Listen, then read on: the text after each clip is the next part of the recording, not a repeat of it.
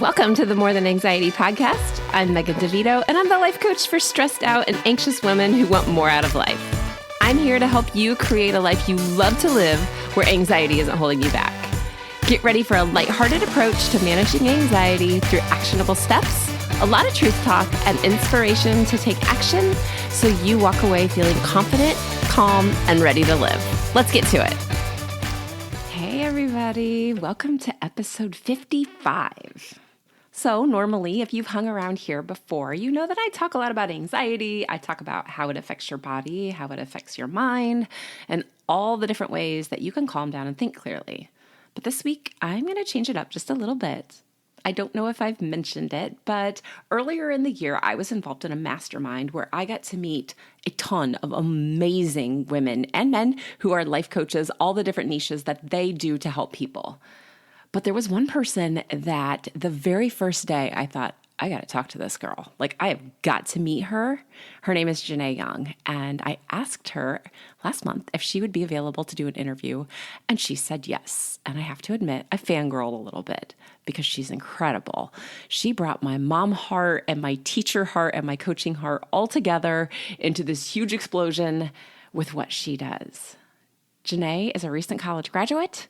She is a life coach for high school students to help them raise their SAT and ACT scores and to help them know what to say on those applications, how to write those essays, how to write the letters, and really how to package themselves as the ideal candidate for some really big time schools. This was such an incredible interview. I had so much fun, and I can't even introduce her properly, so I'm going to let her take over. Enjoy the episode.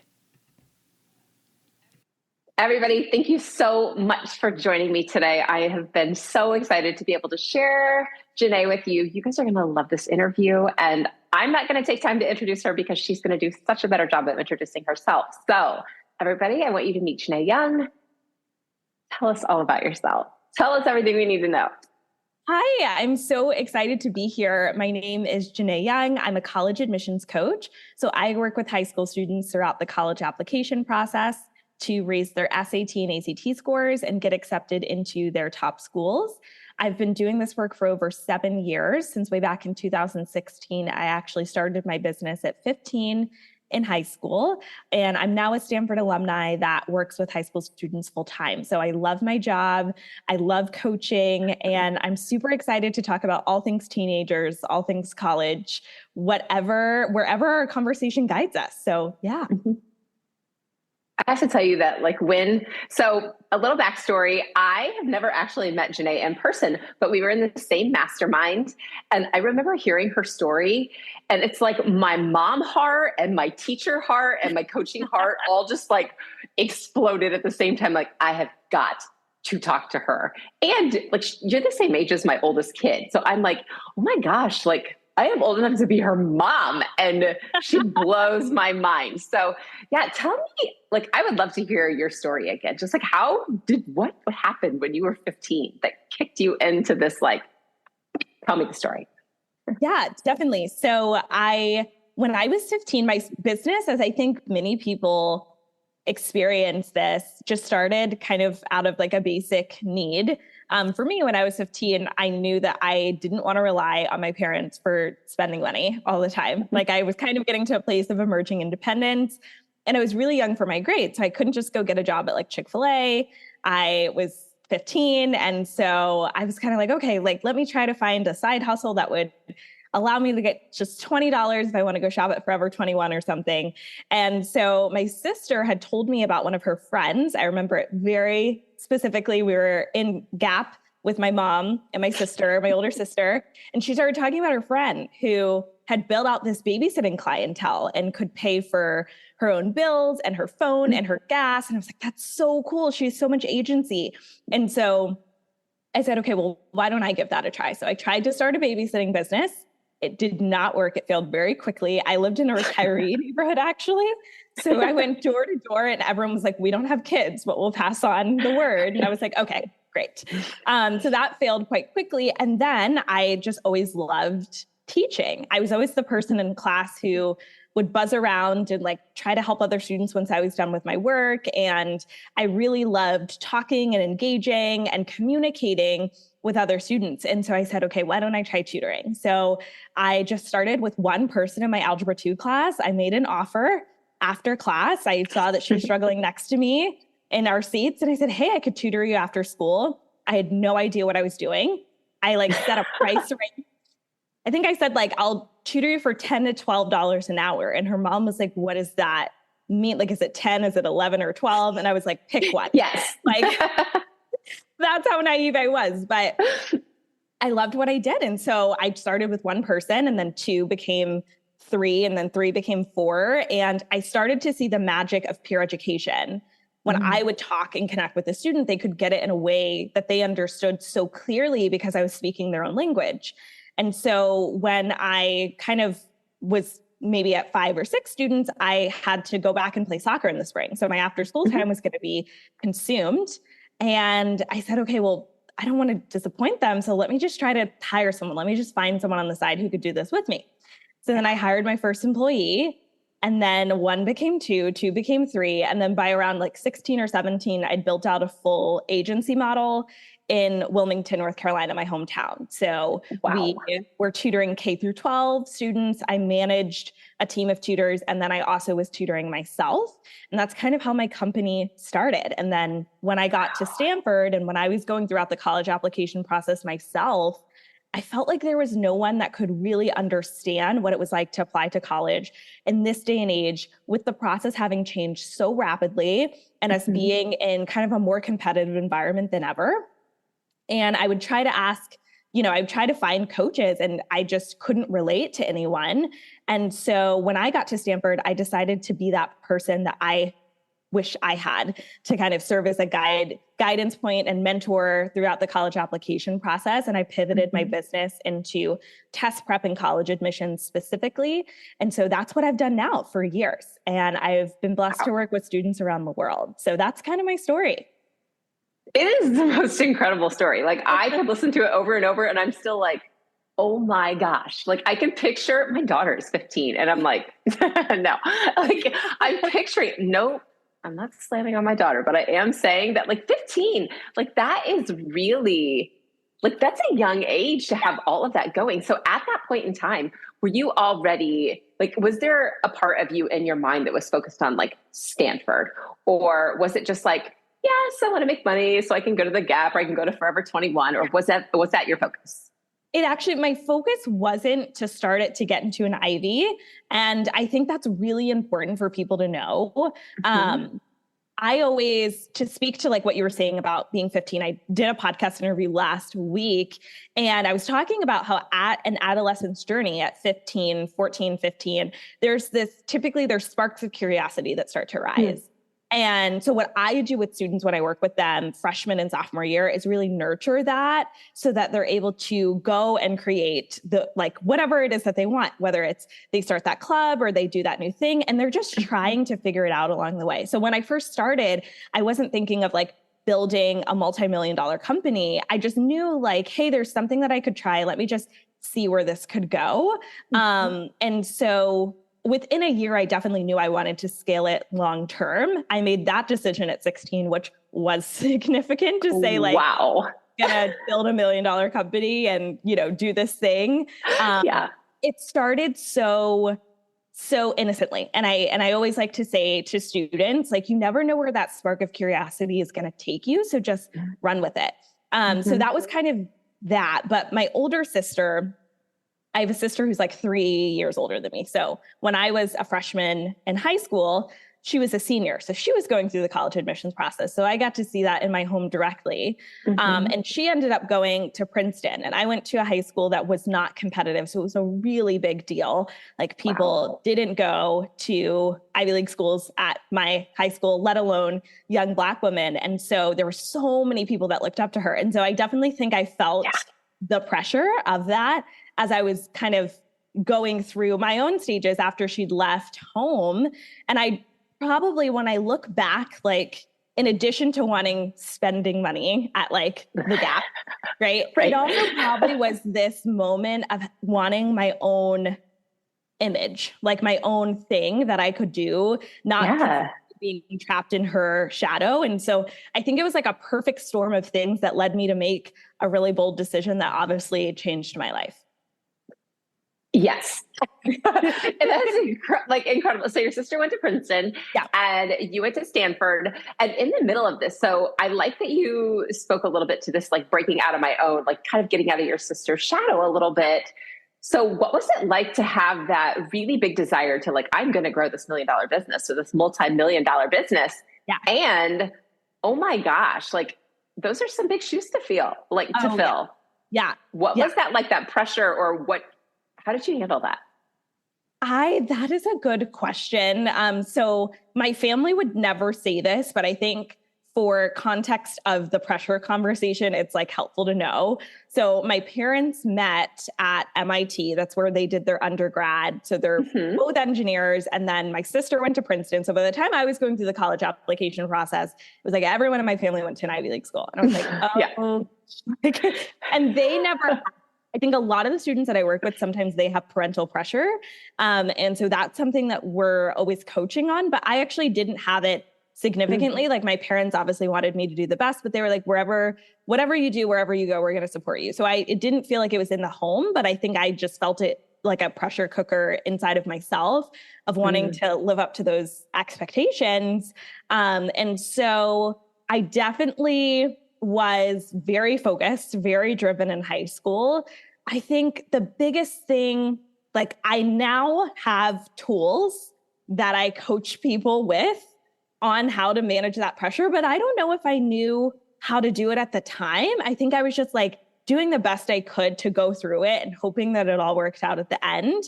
I knew definitely that if I focused for a constrained period of time, that I was going to figure it out. And I would say like, that's probably the biggest belief that got me through, because I think most people, when they're building their business, they have a period of like 2 to 3 years, or I would say during any audacious feat in their career where it's just not working out.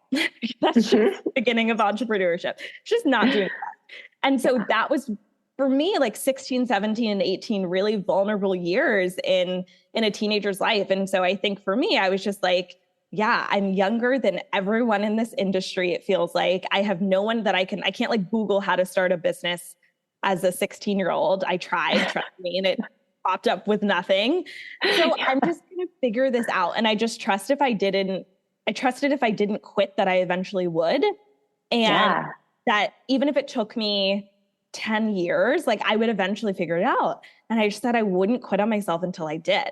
And so I just trusted the steps that would come, and that those steps would come if I started taking the first one, which may have looked like trying to, go into chemistry tutoring in addition to math. And that like, eventually I would build this thing with lasting legacy.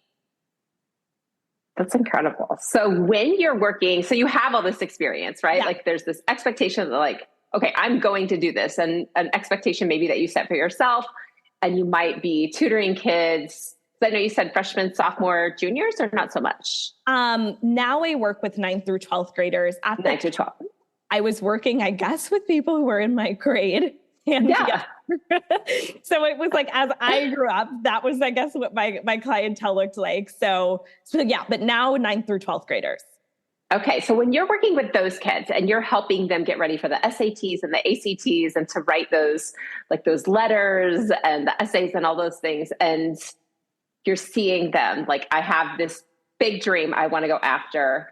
How do you handle when they're like, but when that anxiety or that stress kicks in, how do you coach them through that? Like, what do you do, or what is your technique to say, okay, when you go into this test and you feel it, what do you do? Yeah. So I think, I, coming from the coaching space, incorporate a lot of life coaching into my work in college coaching and college admissions, which is pretty rare. It's typically not the most mental health aware space, but I love it. I view it as a critical part of the work that I do, because I like to say it's not just my job to help someone get into the school that they want. It's my job to help them thrive there. And so I think it's the particular, there's mindsets things and life skills that they need to learn throughout their journey to allow them to do that. And I actually like sneakily weave it in a lot of the times through the test prep and college work that I do with students. So I would say test anxiety is a separate thing, but I find like the pressure cooker overall is typically the student getting into whatever school that they're thinking they need to, or they want to get into. And so typically what that conversation initially looks like, if I see there's a lot of pressure coming up, it's just like understanding that they're going to be successful no matter what. It was going through the application process. That was my core belief that I feel so many students miss out on, which was, I'm going to be fine no matter what. Like I definitely wanted to go to really competitive schools, but I always like to say this business that exists now isn't because I went to Stanford. Like this was going to happen, period. And it was just a matter of, okay, like what school do I think would be the best fit to help me get there? What school do I think would help me on my entrepreneurial journey? But I was still going to create the vision for impact that I saw in the world no matter what. I was still going to take my passions for education and entrepreneurship and help people no matter what. And so when you're really sold on the vision that you have long-term and have an unwavering commitment to that, it opens up so much more freedom in, I think, the schools that you go to. And just knowing that like, even if you don't get into the one school that maybe you're feeling a lot of pressure around, you're still going to be able to go after this long-term vision. And I start there with them. And they oftentimes won't take it from that advice from someone else if they haven't gone through the process. Like they believe me because I'm like, trust me, I went through the 4 years at the school that you're thinking of. And I can still tell you that some people waste those degrees. And some people go and do really great things. And it comes from their decision to do so. So it's more about what's inside of you than any school title. And I actually start there as a baseline so that even when we are discussing competitive schools, that's their self-concept that they're working from of like, I'm going to be successful no matter what. And I'm going to create the impact that I want to have in the world no matter what. And then I'm just making a decision of what schools I think would help me along that journey. And so that can decrease a lot of pressure from the get-go. And so also when students are focused on that, when they're actually focused on the vision instead of, I have to get into this school for a certain level of validation, that's actually when they become more competitive applicants. Because going on Reddit and being like, being anxious all day, you're instead just like, oh no, like this is the one particular thing that I'm super passionate about. And I'm doing everything that I can in my academics and my extracurriculars to make that happen. And they're so full of vision and inspiration and change that they naturally then attract the types of schools that they want to go to. And so oftentimes just having that shift in vision is enough to decrease a lot of the pressure that they're going through. So that's the first place I typically start in just developing their self-concept. I would say the second is like sometimes things do get very pressure oriented. And so I just help my students process big emotions as they come up. And that's really important to have a safe space to be able to like talk about things with someone as you're going through it, because the college application process, I like to say, is like it's a perfect life example of teaching you rejection and failure and like all of the things that you're going to go through at every stage of life, but that you start to go through for the first time at maybe 16 or 17. And so when those things do come up, just teaching them how to process those emotions, and also going to the worst case scenario with them. There's many times that I've said to a student like, okay, what if you don't get in? And they're like, wait, what? And I'm like, I'm totally going to help you get in. But what Aren't you supposed to make that happen for me? What if you don't? And it's because oftentimes they haven't even explored the worst case scenario. And I do this with both testing and college admissions when students have a lot of anxiety. I'm like, what if we go to the worst case scenario? And I talk them through it step by step. I'm like, what if you didn't get in? And they're like, well, I'd probably go to this school. And I'm like, okay, what would you do? And they're like, I'd probably get an internship. I'd probably do this. And I was like, yeah, maybe you'd have to be a little bit more well-connected and a little bit more audacious to get your foot in the door. I'm definitely going to acknowledge the privilege certain schools have. Like, that's a definite done deal. There's a reason people want to go, but you would figure it out. you would totally figure it out. And so when I can walk them through that worst case scenario, that helps so much with the anxiety of being like, actually, I'm going to be safe in any scenario here. And I think a lot of teens need to hear that as they're going through things like college admissions and test anxiety. And then finally, when it actually comes to testing, when students, I like to call the skill that I work on with a lot of students in the moment test taking. So I coach on anxiety before, during, and after. So like before, we're oftentimes saying like, what can we do to decrease your anxiety going into test day? And that's typically making sure you're prepared, that you've like actually like prepared yourself. That'll decrease a lot of anxiety at the front end. And then also figuring out what thoughts are you having about the test. If you are having thoughts like, I'm bad at math, chronically bad at math, we may want to fix that. We may want to fix that before you go in, right? That's probably causing some anxiety. And then when it comes up in the moment, helping them learn how to redirect their focus. So for example, if it feels like if they have a thought like I'm running out of time, and that then causes a lot of pressure, teaching them how to see their thoughts without engaging with it. Yeah. Right? So for example, my brain is under a time pressure situation. My brain's always going to tell me I'm running out of time. That's its job. But that doesn't mean that it's true, right? That doesn't mean that it's something that I have to engage with. That doesn't mean it's something I have to freak out over. And so then how could I redirect my focus to maybe say something like, okay, if I have 1 minute left, what are the 5 questions that I think I can answer with that minute left? And so then that puts them in a state of certainty versus panic. And so there's a lot of that work that I do with students in terms of test anxiety to decrease their stress too. So those are like the 3 main elements that I would say it comes up in. I love that. And it's just applicable because I know a lot of people listening are, sometimes the mom is listening and it just translates so much into, okay, so all of those stories that, our brains are telling us these crazy stories. And like, I love just that you are really emphasizing saying, okay, you can notice that thought and not like adopt it and let it move in, right? It doesn't need to move into you. You can be like, oh, okay, like swish that one on by and not to get wrapped up in it. And not that it's always an easy thing to swap by, but just giving people that technique and just saying, hey, absolutely. Absolutely. I tell my students the story of, and I would say this is like a good example. Which is funny because I moved to California for 4 years. So I had 5-hour flights like multiple times a year. I really don't like flying. I get very anxious when I fly. And so every time I fly, my brain will tell me like, yes, the plane's going down. Like this is And the first few times I would get really panicked and very anxious as I was flying alone. And now I just expect it. I'm like, like I'm flying, my brain's going to have a temper tantrum. It's going to tell me that this turbulence is lethal and it'll all be fine and I'll land. And that's the routine. And so I can almost like comfort that part of myself that I'm like, oh, okay, this is just anxiety that's naturally going to come up. And it's the same with teens as they're going through their academics, right? Like if you're anxious on a test, and you always feel like you have that thought in the back of your head, like I'm running out of time, just recognize it's always going to be there. And that doesn't mean that that's true. And, or if it's like, I'm unprepared or I'm behind in the college admissions process, that anxiety is just going to be there and you can still accept it without engaging with it.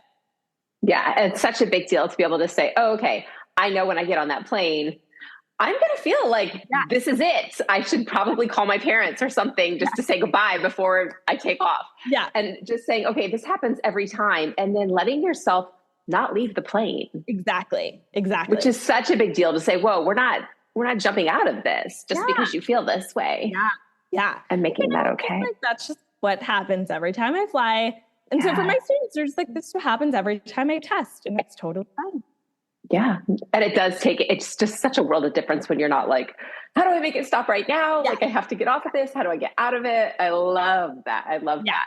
So back to like the whole college, like prep process. If you are like, what do you feel like is the most misunderstood part of this whole process? Because I think like when I think about, my kids, like 2 of my kids have graduated and like one went to Butler University and one went to Trine University. And that's great. Like they didn't go to Ivy League schools and it was still a process. Like what is the most either misunderstood or maybe even most important part of that process?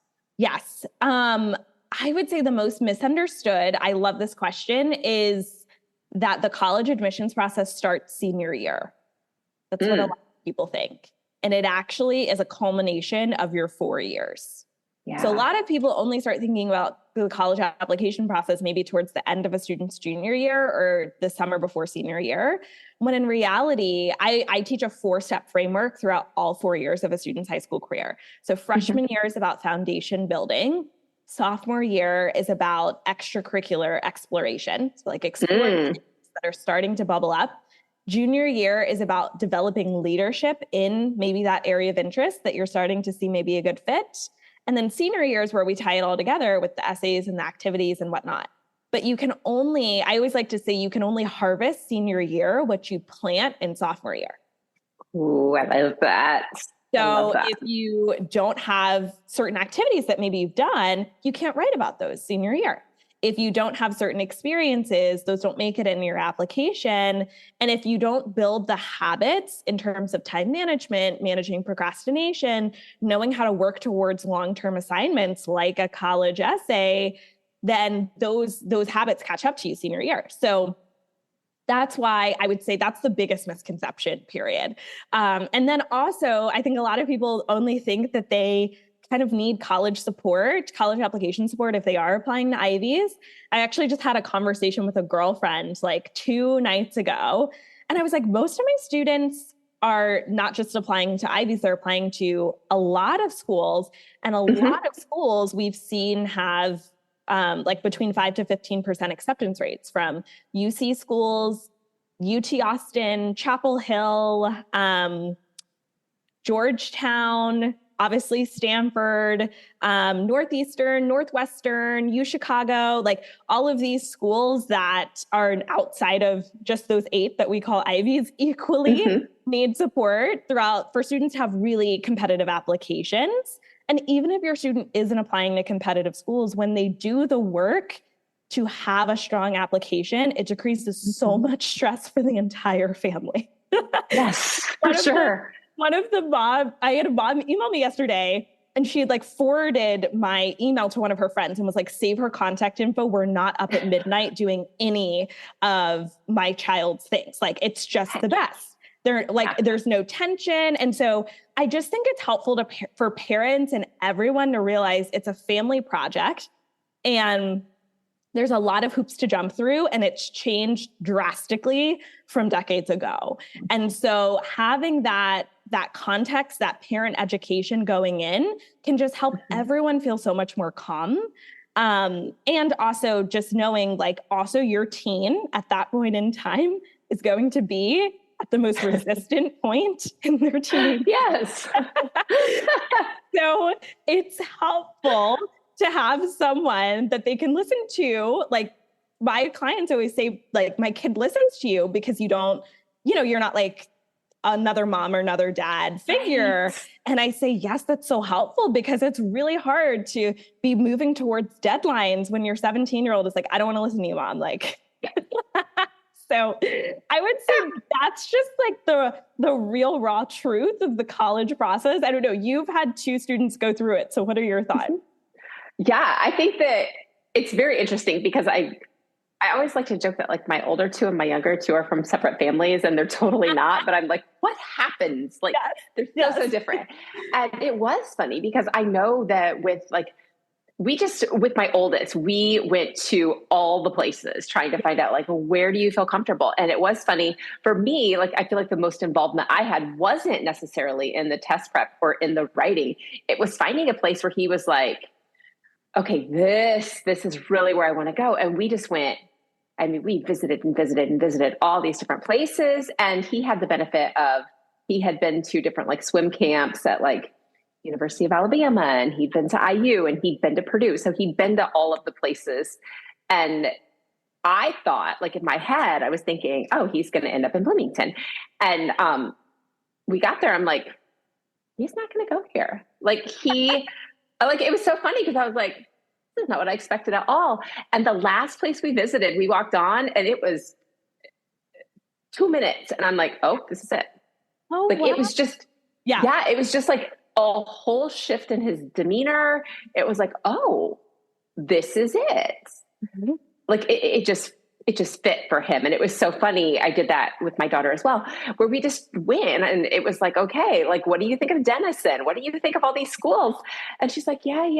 And then I was like, oh, no, when it just clicked for them. So I think for me as a parent, I was just very lucky that they were very take charge. And I had kind of done, like you said, like we had like you need to be involved. Like I have this rule where like, you have to be in a sport, you have to be in a club, you need to have some follow through. You need to be doing these things.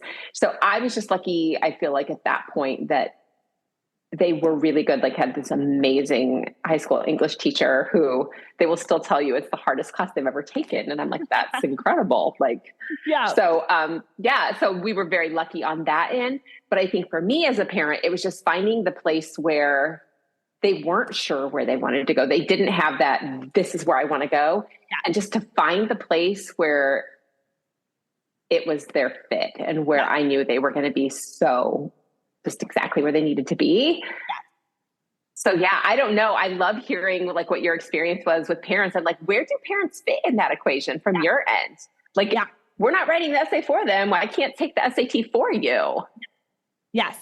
I like to say, my mom, I was actually talking with her. We have a lot of conversations now, obviously, about the college admissions process because it's my line of work.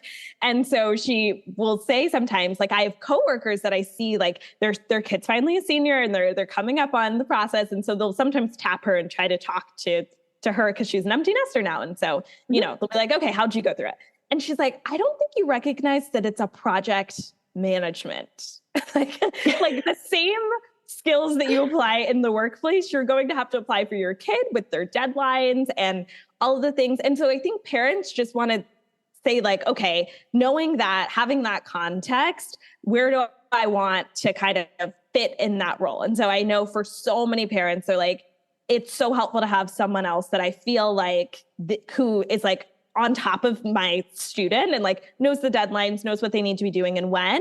And I always like to say it's kind of like a team where like in the home, the parents just supporting their kid moving throughout those different phases of the structure that we've set up. And so I think for a lot of parents, it's, your student best. They're at a really anxious time. How can you support them?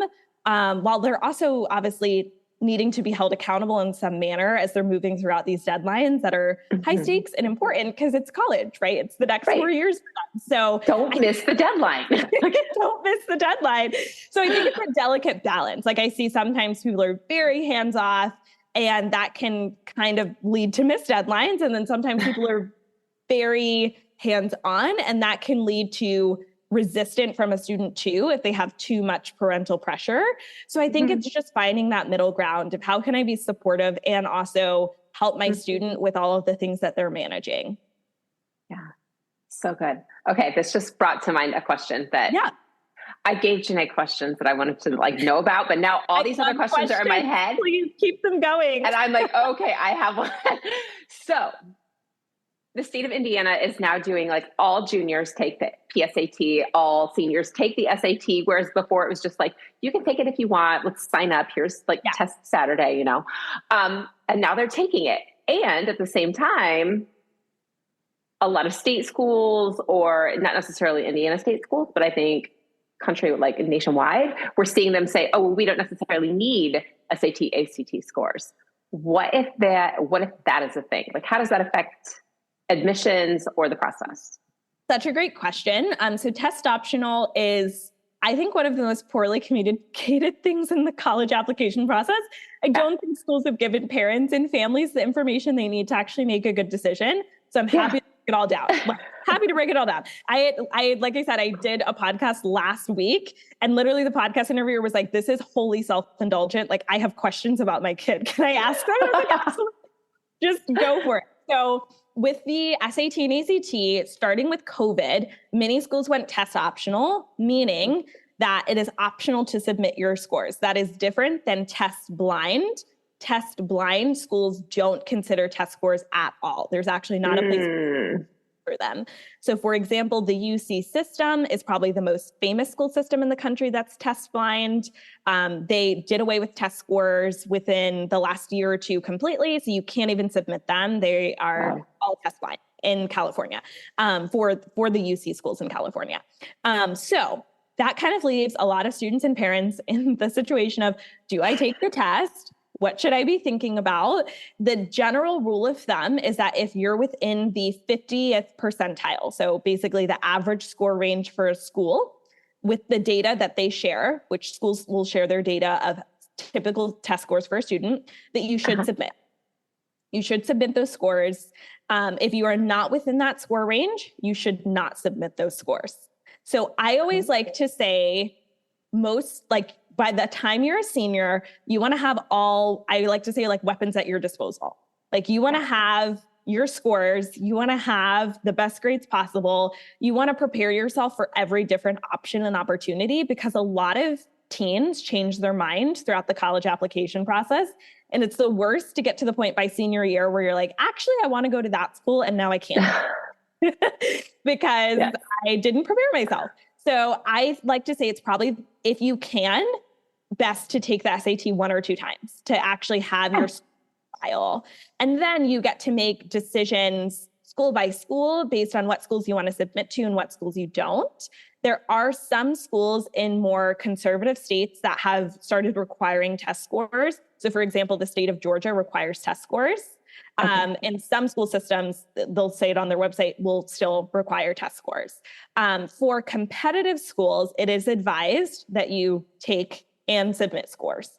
Even if they're test optional, just know the majority of students will. And so you want to be within that kind of bracket of students who would have the same stats that you would need to get into that school. And also, the final thing I tell families to consider is if your student tests, oftentimes you're going to put yourself in a position for merit scholarships because test scores are considered within those decisions. So what I always say is typically what that looks like is you're going to go throughout the SAT prep process, you're going to end up with a score. And what will most likely happen is there's a set of schools that you will submit that to. And if you're above the 50th to 75th percentile, they're going to oftentimes automatically enter you into merit scholarships. So you can get 5-figure, 6-figure scholarships if you do the work in preparation for the SAT and ACT, just from having competitive scores for that school. So given that, I would say most students still test, given all those factors, and then they make the best decision for them by senior year.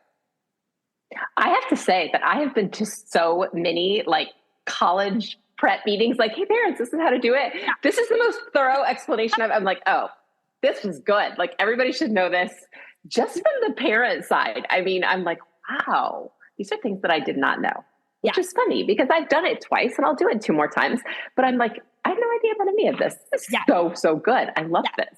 Of course. And one last thing, just so as you should know as mom, the SAT is going digital in 2024. So for all of your kiddos who are still going throughout the high school process, the SAT will now be online. It will be a shorter exam. And it will look completely different than we have seen before, right? Because coming up, it was on paper. People parents I talk to, they always have jokes about the vocabulary and all the things.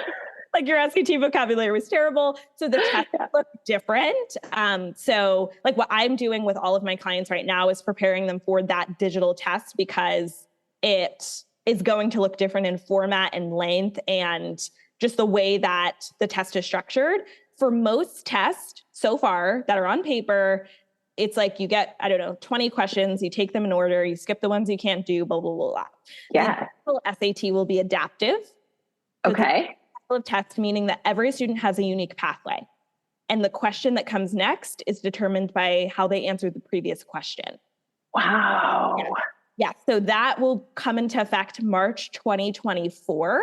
The entire College Board will now be online, and the PSAT that most students are taking in October this coming month will be digital as well. Okay. Yes, the ACT will still remain on paper. So if you're listening and you're like, my student really doesn't do well with online tests, the ACT will still be on paper so they can take it. And that's helpful context that I'm kind of gearing all parents and students up for right now.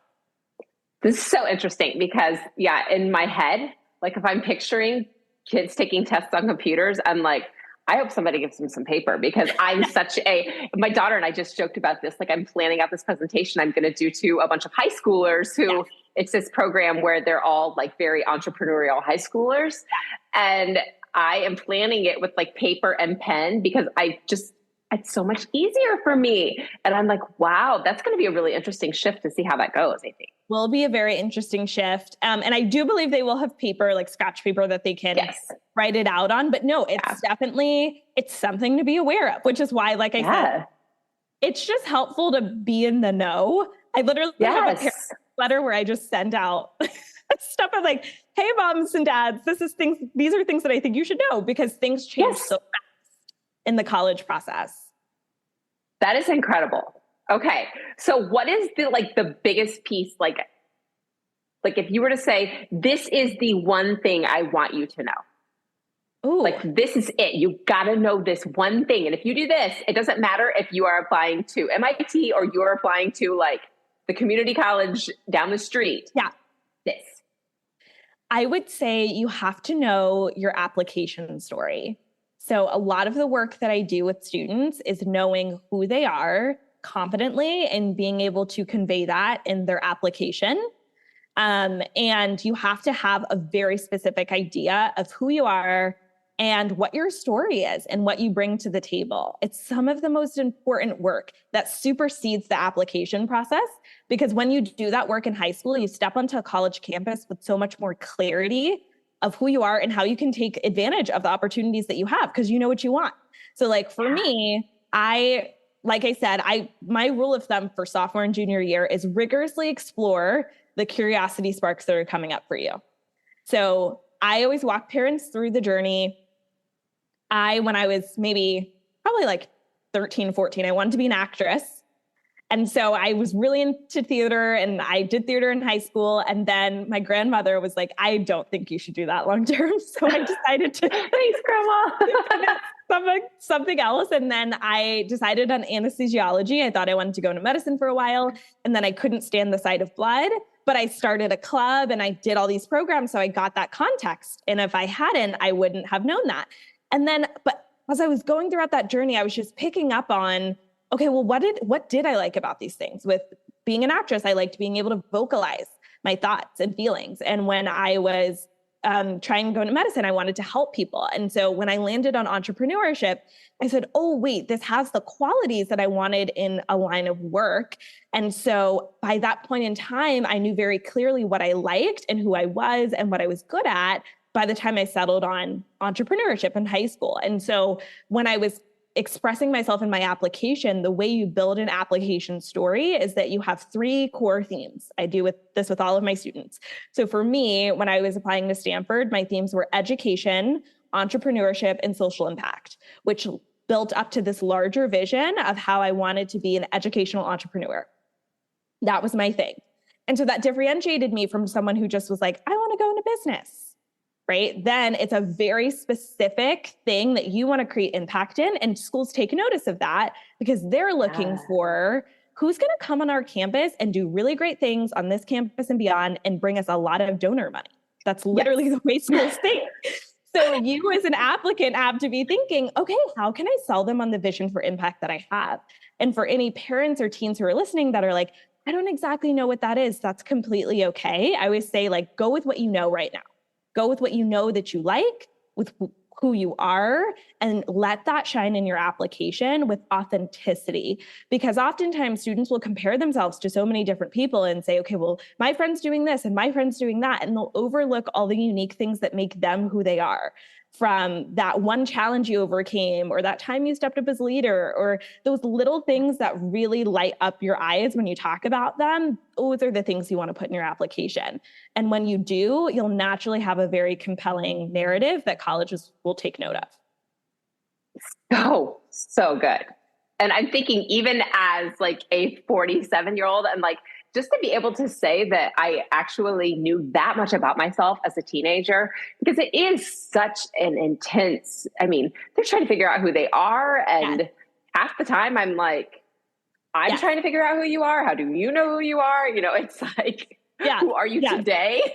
So, but just being aware enough to say, okay, let's just get to know you a little better. You need to just get to know yourself, and letting them have that freedom where we don't necessarily pigeonhole them into this one way of being because they thought they wanted to be an actress. So they thought they wanted to be like my daughter who's 15, she's like, I want to be a cardiologist and I want to go to Stanford. And I'm like, yeah, do it. Oh my God, I'd be happy to talk to her. Oh my God. Right? And I'm like, is that still what you're thinking? Because if it is, we need to like button it up, you know? So, but what, like those thoughts and just like, what made you think that, and being able to explore that without the pressure of saying you need to pick now. Yes. Like you need to pick this thing. I think trusting that I was going to figure it out. Like, I think that was just like the baseline. It was like, I'm going to figure it out. And I always laugh. I'm a Leo. And so for a lot of my students who don't sometimes have the confidence, I'll be like, borrow my Leo energy for you. Like I'll say, borrow my belief in you. And so I just felt confident, like in whatever it is that I choose to do, I will be successful and I will figure it out along the way. And I can always change my mind. That's still my life coaching that I offer to so many of my teens. I'm like, your entire teenage journey and then your 20s, it's just figuring things out. You're going to change your mind a million times over, but it's trusting that you're always going to have your own back and that you can always make a different decision. So like, for example, the application story that I wrote when I got into Stanford, I mean, like I knew I was in entrepreneurship, but I think I said I wanted to go into like marketing. That obviously is not what I do now. And so I changed my major the second I got onto campus because I got more information. But at the time I was just going with what I knew. And what they're looking for more is your certainty. Your certainty, conviction about who you are and the impact you want to have. They're betting that you're 17 and you're probably going to change your mind on a few things, but they're like, who is committed to making this world better than they were born into it? And who can convey that? We want them on our campus, of course. And so I think that's probably the biggest thing most students are missing in their application. And it's the thing that it's going to bring the most dollars, the most money, and the most acceptances. That's incredible. Yeah. Like so good. And how like, okay, all the parents just need to take a breath that we can let them have a lot of wiggle room and just let them be certain in themselves, which I think is such a big deal for teenagers, but also for adults. You know, if you are in your 20s or 30s or 40s or anything else, that it's okay if we change our minds, and it's okay if we're like, all of a sudden, oh, wait, I want to try this. And yes. Let's drop the you're too old or you too young idea and just say, no, I can figure this out. That is so good. Yes. Yes, absolutely. And the one thing that I would offer to teens, also, any teens that are listening, is just to go for it. I can't describe, I said to someone like last week, there is a certain level of peace in your life, I think, when you know that every opportunity where I could have shrunken and played it safe versus when I could have gone big for my goals or my dreams, if I took every opportunity and I went big for it, like there's a certain level of peace in knowing you're playing full out. Like you're living life to full potential. And it's indescribable of just knowing like, if something happened to me, I gave it all that I had. Like I lived life to the fullest. I didn't play small in any opportunity. I took every opportunity and made the most of it. And so for anything that you're hesitating of like, should I go for this? Like, should I do it? Like start the club. It doesn't matter if no one comes. Start it anyways. Like do the opportunity, explore the interests that you have, go for the things that you want to do, because you never know when that spark of curiosity is going to turn into something magical. That is the best advice for everyone on the planet. Like that is, yes. I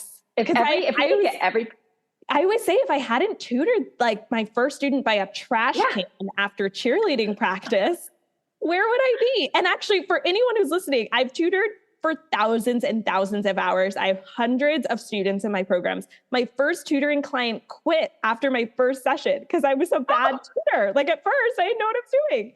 And so like, it doesn't have to be perfect. You just have to start. You just have to take that first step and trust that the more you do that, you build a pattern of playing playing life out in its full potential.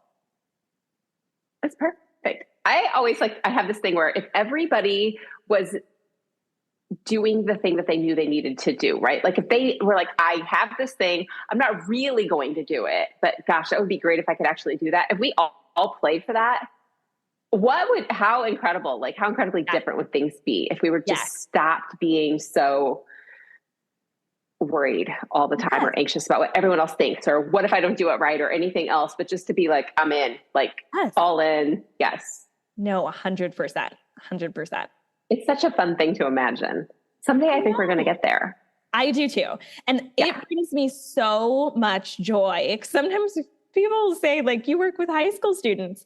And I'm like, yes, they're the best people to talk to on a day-to-day. They are. Because they're so creative. They have so much inspiration. They're not jaded and they want to make the world better. I have helped my students do everything from building mental, one of my teenage clients, he's 14. And he was like, I just have noticed that there's not a lot of mental health support for boys at my school. And that people aren't talking about things it's very hush hush. And I said, okay, well, let's build that at your school. And so he's basilding out a basically how to talk to your friends about mental health mentorship program at his high school. Amazing. And so that's just one of all of the different things that make my students light up, from environmental activism to social justice to genetic research. And so I get to talk to them about all the different things that they want to do. It's so fun. So I have so much hope in the world of this new generation of students that's emerging is just so full of life. So I agree with you. They are, and they're big thinkers. And thank goodness that they're willing to go to those places that I'm somebody's going to have to get us out of this mess. Yes. And I'm pretty sure it's not going to be my people. So thank goodness for they are out there. Yes. So that is amazing. How do people find you to work with you? How do they get on your parent newsletter? Because that sounds amazing. How do they do it? Yes. So you can go and schedule a consult if you want to work with me at my website, JanaeTutoring.com. My first name, JANAE tutoring.com. That has the link to schedule a consult. You can read about all of my offers and also get on my parent newsletter. And my social media channels are the same. On Instagram, Janae Tutoring, and on Facebook, Janae Tutoring. That way you can kind of check out what I'm doing, and also direct your teen to follow me on Instagram. If you're they're always on social media, so they'll follow her there. They can find me there. Yes. And all of those links will be in the podcast and the show notes. It'll also be in the email that goes out so that people can find you and connect with you. And oh my gosh, this has just been the most fun and such a joy. I'm not kidding you. Since January, I'm I have to talk with her. I'm so glad we got the chance to connect. Yes. Thank you so much. Did I tell you or did I tell you? She's amazing, isn't she? I have to tell you, this episode was kind of thrilling and a little bit fangirly for me to record. So I want to say thank you again, Janae, for agreeing to do this episode with me. It was a pleasure to be able to talk with you and to be able to share all of the incredible information that she has in that brain of hers about how to help kids and how to help teenagers. So from the bottom of my mom heart and my former teacher heart and my life coaching heart, I hope you guys loved this episode. I hope that you will share this with other teenagers, with other parents who can really use this information, because getting ready for college is no joke, and Janae is the best of the best. If you want to contact her, please go to the show notes. Make sure you click the links. You can find her on Instagram and Facebook at Janae Tutoring. And of course, you're going to want to go to our website so you can get the email that she sends out that is going to help you prepare yourself or your teenagers for the SAT, the ACT, and those college applications. What an interview. Thanks for listening, and I will be back next week. Take care. I hope you enjoyed this episode of the More Than Anxiety podcast. Be sure to subscribe and leave a review so others can easily find this resource as well. And of course, if you're ready to feel more relaxed, have more energy, more confidence, and a lot more fun, go to megandevito.com/work with me, or just to the show notes to talk to me more about coaching. See you soon.